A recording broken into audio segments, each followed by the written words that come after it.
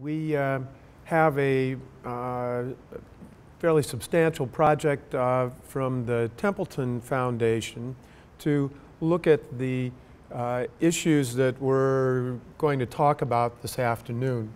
And what we're trying to do with that specific grant is to look at what the constraints to the spread of GM food technology have been around the world. And we've done this by, I need to talk into this? You can talk into both, because one goes to those people over there, so they can. Oh, okay. So we, okay. So this Templeton Foundation project that we have is a 2.5-year project in which we're going to be trying to sort out what some of these constraints are in 4 countries, actually. So we're going to look at India, China, Kenya, and Uganda. And in the process, we're also going to be looking at quite a few other countries and seeing what's going on there. But the general story in terms of biotechnology has been, well, there are a whole series of issues and series of things that could be constraints to the spread of the technology. One of them is simply that the technology itself is not appropriate for that particular region of the world. You can't take GM corn that's produced in the United States and transfer it to Mozambique without doing a lot of adaptive research to make sure that that technology fits into those conditions. Likewise, there are many crops that have been commercialized in the U.S.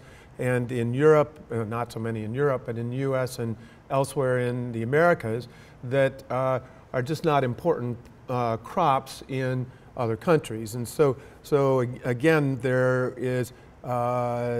may be just the fact that appropriate technology is not available. On the other hand, there are other reasons that could lead to the slow spread of the technology.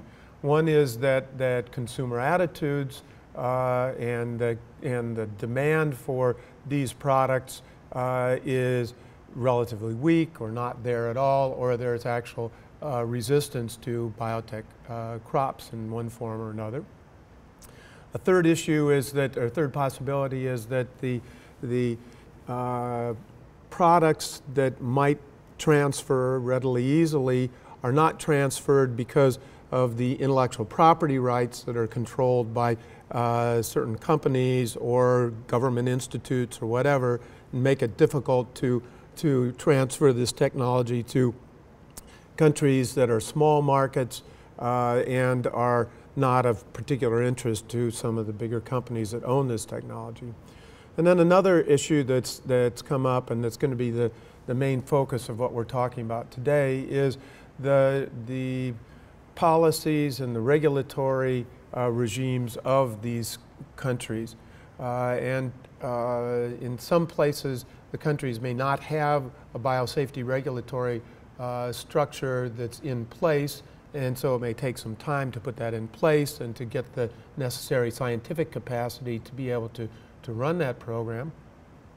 And in other countries where it's in place, the regulators in the country may have a very precautionary sort of view of biotechnology, and so be very reluctant to approve a particular product or not, even if it appears to be safe.